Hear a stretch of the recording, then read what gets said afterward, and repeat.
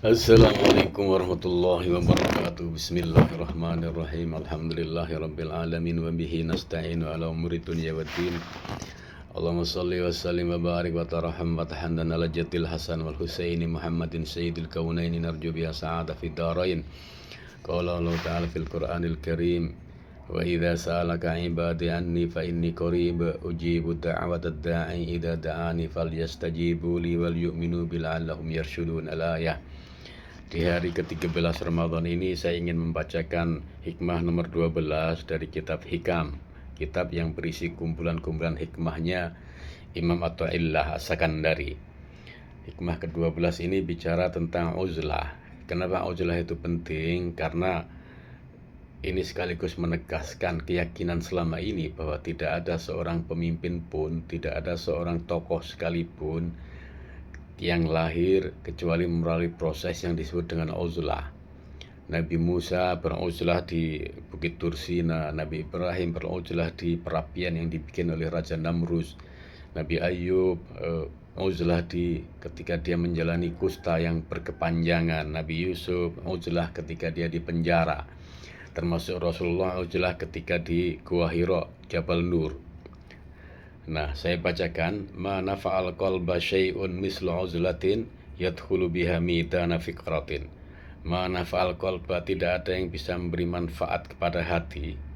Syai'un mislu uzlatin, syai'un yang lebih besar manfaatnya itu mislu uzlatin, kecuali uzlah. Yang dimaksud uzlah adalah yadkhulu biha midana fikratin, yadkhulu yang manjing, yadkhulu masuk biha kelawan uzlah itu midana fikratin, di arena pemikiran, medan pemikiran, lapangan pemikiran. Ayat hikmah ini menegaskan kepada kita bahwa proses, bahwa laku yang harus dijalani, yang harus dilewati oleh siapapun untuk menempa kualitas spiritualnya, untuk menempa kualitas batinnya, untuk menempa karakter ketokohannya, satu-satunya jalan terbaik adalah melalui uzlah. Seperti saya sebut tadi, kumpulan para nabi melalui proses ritual, proses laku uzlah dengan aneka ragamnya. Apa sih sebenarnya uzlah itu? Uzlah itu dari ajula ya'jilu uzlatan, fa'ula yaf'ilu fu'lan. Nah, uzlah itu artinya menyendiri.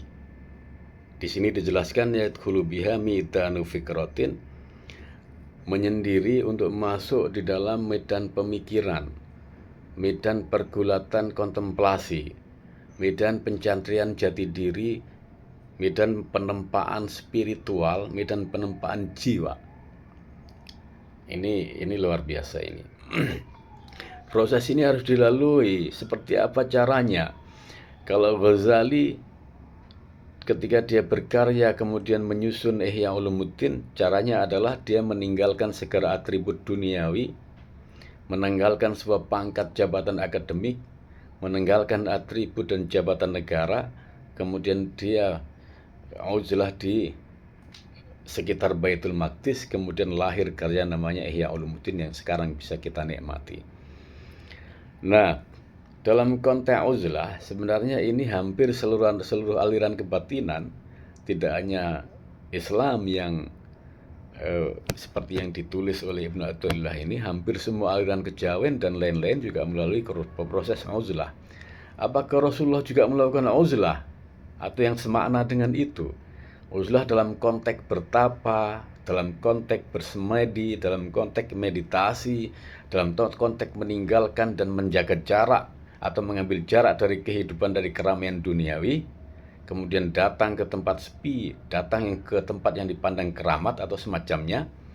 Kalau kita lihat bahwa ketika Rasul lahir, yang kemudian rumah tempat kelahiran Rasul sekarang dijadikan maktabah, jadikan perpustakaan yang kira-kira jaraknya kurang dari 200 meter dari Ka'bah. Kemudian Ka'bah kita yakini sebagai tempat suci, tempat keramat, tempat mustajabahnya doa. Kenapa Rasul kemudian uzlah?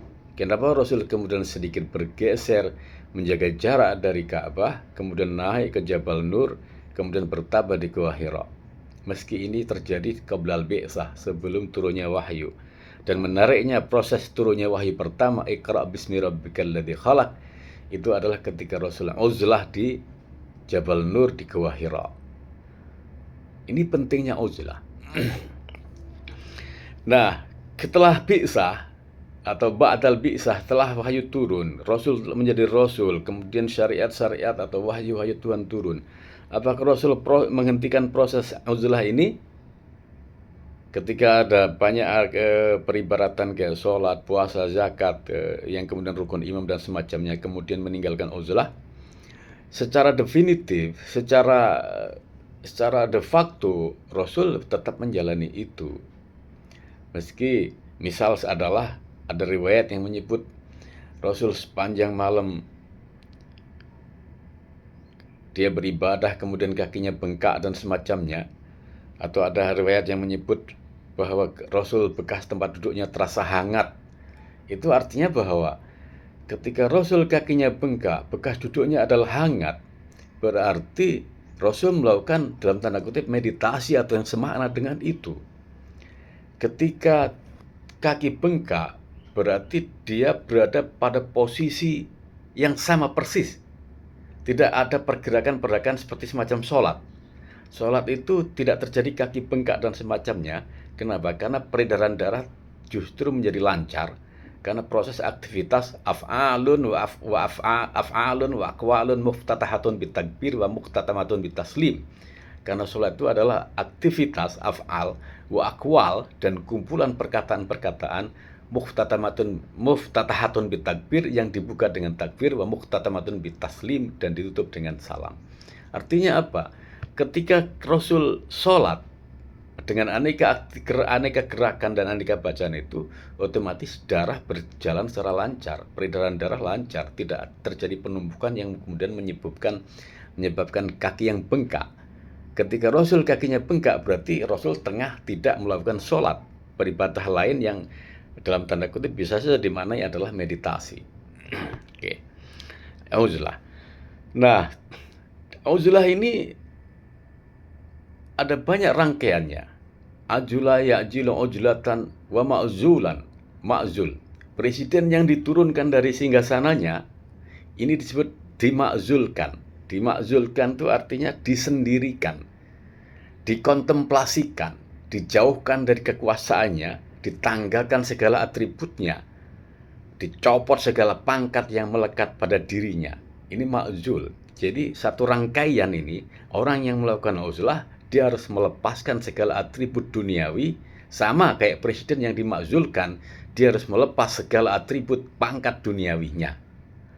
Nah, kemudian ada lagi padanan atau turunan dari kata-kata dasar ajula ini, i'tazala ya'tazil mu'tazilan wa mu'tazilatan. Mu'tazilah, kelompok yang memencilkan dirinya.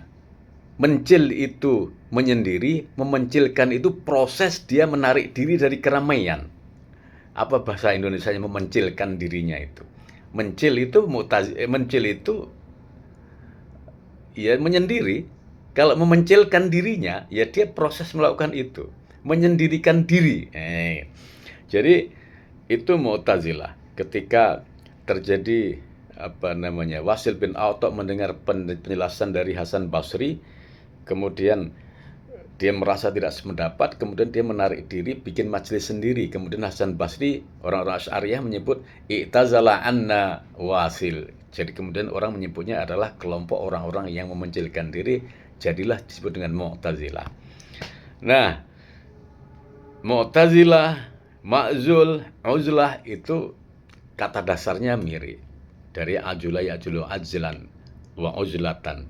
Termasuk ajl, al-ajl ketika orang proses melakukan persenggamaan, kemudian sperma tidak ditumpahin di tempatnya, kemudian ditarik sebelum keluar, itu artinya itu dipencilkan, disendirikan untuk tidak kembali kepada tempat yang semestinya. Prosesnya hampir mirip. Kalau orang melakukan uzlah, dia harus menanggalkan segala atribut duniawinya. Dia harus menanggalkan semua kebesaran-kebesaran yang melekat di dirinya. Sama persis dengan seorang presiden, seorang raja yang dimakzulkan, dia otomatis dia dipreteli satu persatu kekuasaannya, kekuatannya, simbol-simbol politiknya, penghargaan yang melekat pada dirinya, dan juga atribut-atribut kenegaraan lain. Nah, sama uzlah, ma'zul, al-ajl itu semua prosesnya sama juga. Oke. Nah, ini sekaligus menginformasikan kepada kita bahwa sejatinya kalau kita baca karakter asli atau karakter dominan, karakter mayoritas karyanya Ibnu Athaillah dalam bentuk hikam ini adalah dia memisah. Jadi konsep utamanya adalah bagaimana memisah antara kehidupan dunia dan kehidupan ukhrawi, memisah antara kehidupan hamba dengan Tuhan, dan tidak ada nuansa ittihadnya. Ini sedikit berbeda dengan kaidah-kaidah teori-teori yang diusung oleh para pemikir-pemikir tasawuf di era-era sebelumnya. Misal dia memisah antara tajrid dan asbab, ya kan? Misah antara i'timad ala nafs dan i'timad ala Allah, atau i'timad ala amal dan i'timad ala Allah, dan semacamnya. Jadi ideologi dalam tanda kutip yang diusung oleh hikam ini ideologi yang pemisahan. Beda dengan kalau kita bandingkan misal wusulnya Ghazali, itu adalah penyatuan. Nyambungnya hamba dan Tuhan, wusul, koneksitas antara hamba dan Tuhan, wusul. Kemudian hululnya Al-Hallad atau wahdatul wujudnya Ibnu Arabi, atau ittihadnya Abu Yazid Al-Bustami, atau bahkan insan kamilnya Abdul Karim Al-Jili. Ini 5 konsep yang semuanya berbicara soal ittihad, soal persatuan, manunggal, koneksitas, dan semacamnya. Berbeda dengan yang diusung oleh Ibnu Athaillah ini, yang umumnya adalah pemisahan-pemisahan, bukan penyatuan-penyatuan. Oke. Nah, di samping itu, kalau kita bicara hikam secara umum, dari kaidah, dari hikmah pertama hingga hikmah yang terakhir, itu adalah kental sekali nuansa fikihnya. Ini kitab tasawuf dengan konstruksi fikih yang sangat kuat, konstruksi fikih yang sangat nyata, sangat dominan. Jadi konstruksi fikih itu kan rata-rata hitam putih, sah, batal, halal, haram, hitam putih, dan semacamnya. Nah, sementara umumnya kitab-kitab tasawuf itu bicara soal meruntuhkan pagar-pagar pemisah antara kajian-kajian keilmuan yang ada, peleburan-peleburan, chemistry itu biasanya adalah nuansanya kitab tasawuf. Hikam ini beda sekali. Karena hikam beda sekali, maka kemudian saya membaca hikam ini dengan yang diinginkan oleh Ibnu Athaillah ketika awal-awal dia menyusun hikam. Asbabul wurud, asbabun nuzul kitab hikam ini adalah curiosity, praanggap, pre-assumption yang dilakukan, yang terjadi, yang dialami oleh Ibnu Athaillah ketika melihat fenomena gelagat dan juga pemikiran-pemikiran dan perilaku orang-orang tasawuf pada eranya, yang menurut dia, yang orang syariah murni, orang fikih murni, itu berbeda dengan apa yang dia yakini. Kemudian dia menceburkan dari curiosity itu, dari rasa penasaran yang besar itu, dari preanggap, preasumsi itu, kemudian dia menyeburkan, mendalami, bergaul, bergumul dengan orang-orang tasawuf itu. Seperti apa sebenarnya? Begitu dia sudah selesai, baru kemudian dia ditulis dalam hikmah ini, dalam kumpulan hikmah di dalam kitab hikam ini. Nah, ini kan agak kontroversi memang. Jadi dia melihat kontroversi sufisme, kontroversi tasawuf, kemudian jadinya kitab hikam ini. Maka kemudian saya membaca ini dengan perspektifnya yang dikehendaki oleh Ibnu Athaillah, bahwa ini adalah awal dari praanggap awalnya. Masa sih seperti itu? Oke. Nah, itu pertama.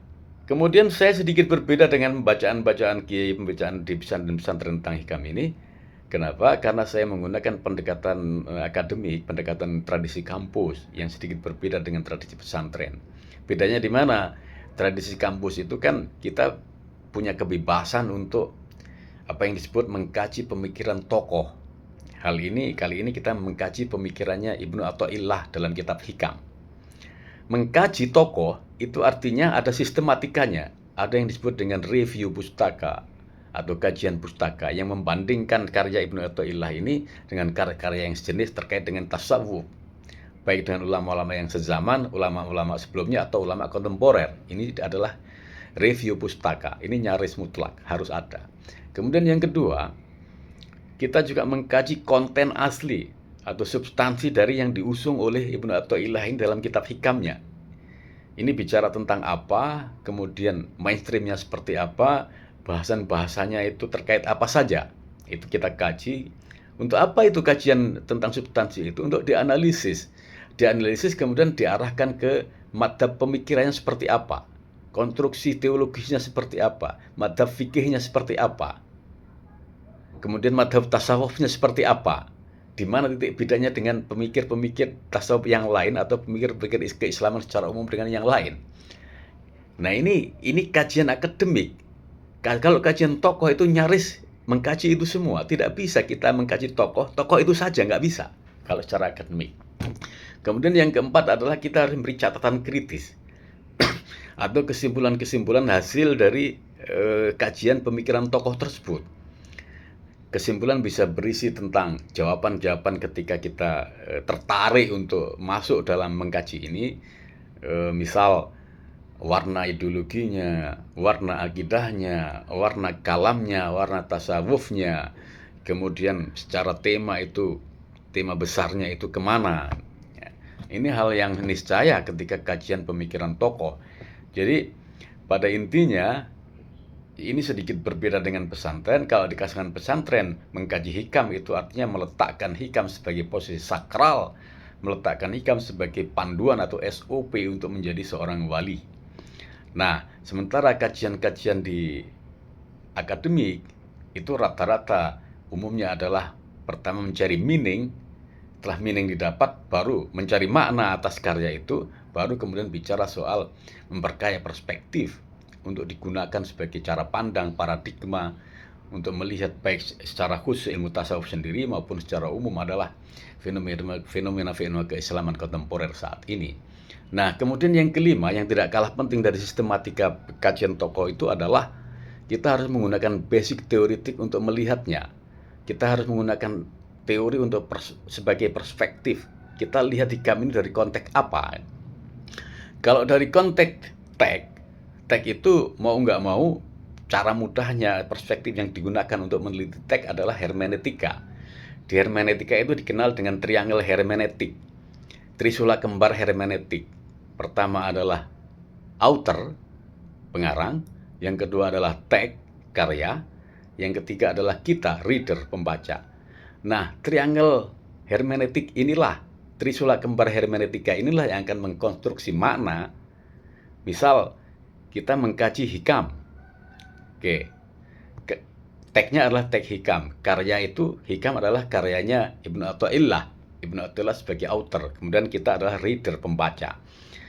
Ibnu Athaillah dalam konteks hermeneutika ini, dia tidak bisa mengklaim, dia tidak bisa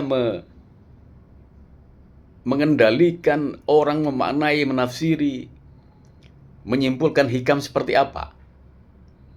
Jadi kehendak pengarang dalam karangannya itu tidak otomatis menjadi kehendak publik, kehendak pembaca.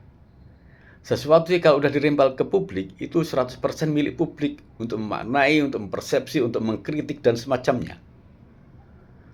Oke, ini dari konteks author. Jadi pengarang ketika karya yang sudah dilepas kepada publik itu menjadi 100% milik pembaca. Kemudian teks.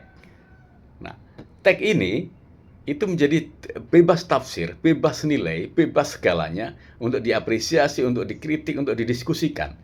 Tidak bisa dipandang sakral, tidak bisa dipandang suci, tidak bisa dipandang bahwa ini tidak boleh dikritik, tidak boleh disentuh. Dalam konteks akademik tidak ada itu. Kemudian yang terakhir, yang ketiga adalah kita, reader, pembaca. Pembaca akan membaca hikam ini dari sudut pandang masing-masing.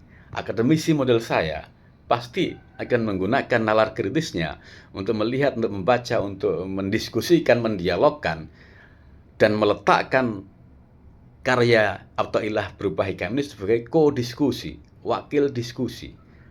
Wakil diskusi artinya adalah bahwa dia mewakili Ibnu Athaillah. Dia mewakili pengarangnya, karena pengarangnya udah ratusan tahun udah mangkat ke haribaan Tuhan. Jadi ini adalah fungsinya adalah co-diskusi, teman diskusi mewakili pengarangnya. Kita diskusi. Nah, apakah saya kemudian menerima, pembaca menerima, sepakat, setuju atau tidak, itu tergantung perdebatan itu. Di mana kemudian terjadi pemaknaan tunggal atau terjadi peleburan makna antara pembaca, teks dan pengarangnya dalam konteks hermeneutika, letaknya adalah pada fusion of horizon, peleburan horizon makna, peleburan kaki langit pemahaman. Jadi kalau menurut saya seperti ini, kalau menurut Abtoilah seperti itu, kalau menurut teksnya seperti ini, penyimpulannya adalah seperti ini, kan gitu. Mungkin itu dulu. Kita lanjutkan di kesempatan yang lain. Semoga bermanfaat. Mohon maaf apabila ada kurang lebihnya. Wallahu a'lam bishawab. Wallahu muwaffiq ila aqwamit thoriq. Assalamualaikum warahmatullahi wabarakatuh.